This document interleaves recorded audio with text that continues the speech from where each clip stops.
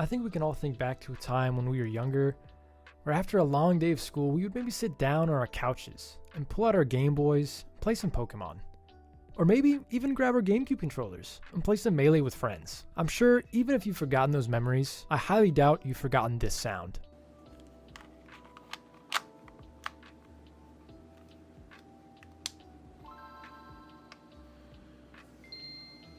Or maybe this one.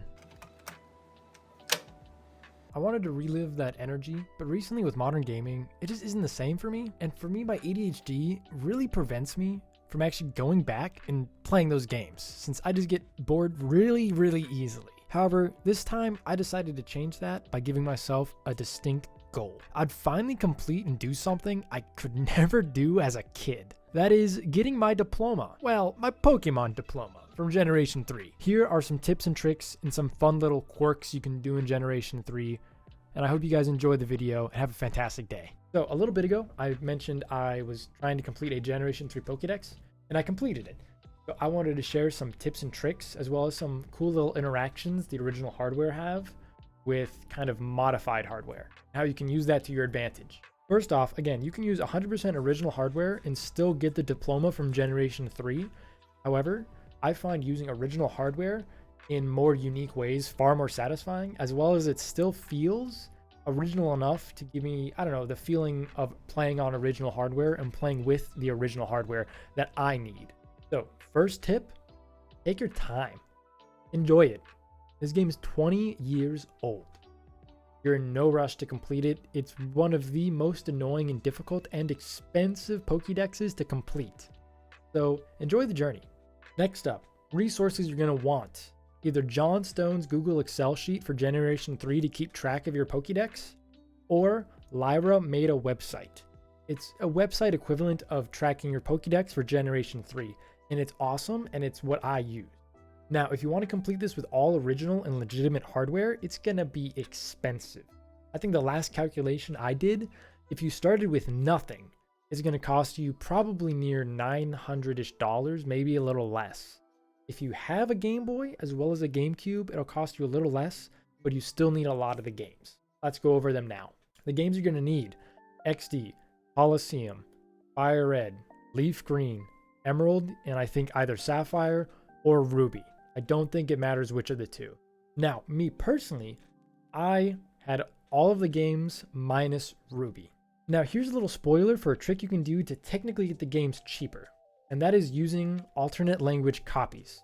The cheapest out of all of them is getting the Japanese copies, and the Japanese copies also still trade with the GBA copies of different languages.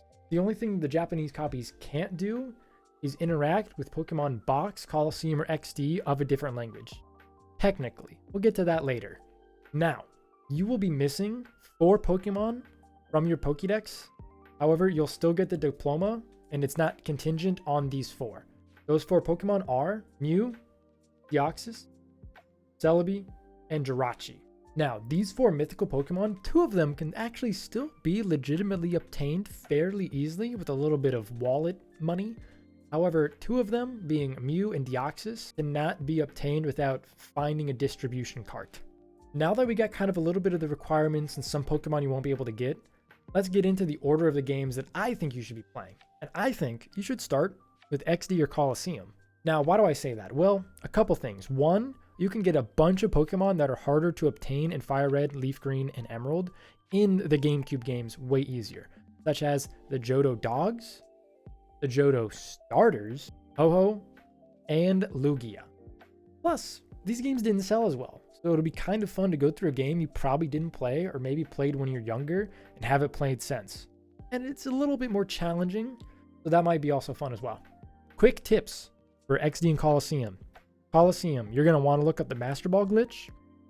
Start using it once you get the Master Ball. If you don't want to use glitches, don't worry about it. Next up, this one can be used for both Colosseum and XD. You're going to want to look up the controller glitch or infinite walking glitch. It will be referred to as one of those. Super easy to get down, and it makes it easy to purify your Pokemon. Time consuming, but you can use the actual active time that you're playing the game to play through the story instead of purifying the Pokemon. Next, I recommend doing Fire Red or Leaf Green, preferably Leaf Green, and that's because these games are going to be a lot quicker and we're going to be spending most of the remainder of our time in Emerald. So with Fire Red and Leaf Green, again, recommending Leaf Green because Porygon, which is its only spot to get in the Celadon Game Corner, is way cheaper in Leaf Green than it is in Fire Red.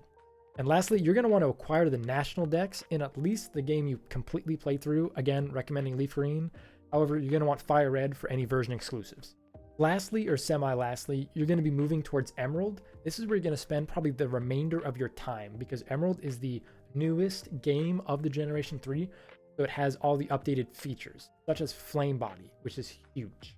Flame Body only works in Emerald, and it's going to speed up hatching of all the eggs you're going to be doing, especially if you're doing a living dex of Generation 3. You're going to want to be primarily in Emerald, as well as Feebas. That will take you some time. Now to my favorite part of the video and what I discovered in me playing with like this generation of Pokemon and this generation of Nintendo. That is going to be the hardware tips and tricks. As mentioned before, I kind of already spoiled a little bit with being able to use Japanese games to kind of make it cheaper for you, but there's even more cool stuff you can do with these games. Primarily, if you have a modded Wii or GameCube and legally obtained backups of the GameCube games, those interact with legitimate hardware via the GameCube to Game Boy adapter. And it's so cool to see that you can use your legally backed up games to interact with your current cartridges of the Game Boy games. This means you don't have to go back and forth with swapping the discs, worrying about damaging them, and all that stuff. You can keep it on your GameCube or on your Wii. Conversely, if you again want to make the financial burden less, you can get reproduction carts of the Game Boy games. However, they can only trade with themselves. And depending on the ones you get, they can be prone to having issues and problems completely saving, which could impact trading, but it shouldn't. The one thing it does impact for sure is it cannot interact with the GameCube game. Box, Coliseum, or XD. So don't get them if you're wanting to like use them with Box or XD or Coliseum. This is vaguely to do with the way the game carts save. It saves enough to be able to trade in battle with legitimate cartridges, but it doesn't save correctly enough to interact with the GameCube games because they have, I think it's like a far more difficult checksum than the Game Boy games. That being said, there is an exception, and that is the Easy Flash Omega Definitive Edition. While I personally do not have one, I've double checked the documentation as well as looked up videos confirming this to be true, but the Definitive Edition has what's called a Method B or Method 2 that lets you interact with the GameCube games and the DS games, which is awesome. That means in a hypothetical world, you could only have a Wii/GameCube that you can soft mod, as well as this Omega Definitive cart for around $90 plus the Wii. So safely, you're looking at $200. You can play through the entirety of Generation 3. Again, expensive, yes. However, this saves the need to take your carts with you, and it can save you from damaging them. A couple things you may be thinking. Well, okay, if I do this method of just having the Wii with all my legally backed up games of the GameCube games, as well as this cart with my legally backed up games of all the Pokemon Game Boy games, how do I trade evolve Pokemon? And how do I get Pokemon from, say, Emerald to Fire Red if it's all in the same cart? Your modded Wii actually fixes both of those issues. You're going to want to go into Method B on the Game Boy cart. Then you're going to want to select whichever game you're wanting to move Pokemon from. Then you're going to want to hook it up to, let's say, Pokemon Box if you're going to want to just move Pokemon. You're then going to move the Pokemon from your original game to Box. And then you just disconnect it. And then you go back to Method 2. And then you choose the alternate game that you want the Pokemon to go to. And then you just hook it back up to Box. And then move it from Box to there. And then with trading Pokemon, XD and Coliseum are very interesting where it's not like moving Pokemon like it is with Box. You are legitimately trading Pokemon from the Game Boy carts to the GameCube games, which means you actually can trade evolve Pokemon with those games. So you just go to the game you want to trade a Pokemon from, say like Emerald. You want to evolve into Alakazam, you just trade the Kadabra to XD, and then on the XD screen, it will evolve into Alakazam. That means, again, this could potentially reduce your cost from hypothetical $900 or something in this market with trying to buy those 5 games, each of them roughly like $90 to $120, Emerald being almost $150 to $200, right? You're saving a lot of money. And for me, it still feels legitimate enough, especially playing on like your legally obtained backups on a Wii or GameCube. It feels like you're just playing them on the GameCube. It still feels legitimate to me and like original hardware enough for me.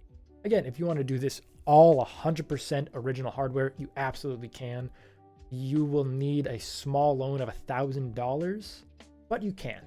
And more power to you if you want to do that. I've got, again, a lot of legitimate hardware and original hardware, I should say.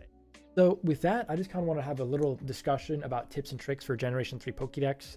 I could make a more in-depth thing, but it's been a while since I completed mine, actually. I completed it a little bit ago. I just got busy with school. So I can go back and try to review some footage and kind of piece together a better guide for you guys. But I think this is more just general tips and tricks. And then you guys can just go and explore the generation and have fun with it on your own. That's kind of what I did. And it was a lot of fun to do it. It took a lot of time, mind you. And again, do this casually. This will take you minimum 100 to 120 hours. But do this casually. Have fun with it. I know I did. And then maybe we'll see a Generation 4 video from me soon. I don't know. Well, soon. Probably in 4 months. But either way, you'll be seeing a video from me in the next week. So you have a great day. Be safe. Bye.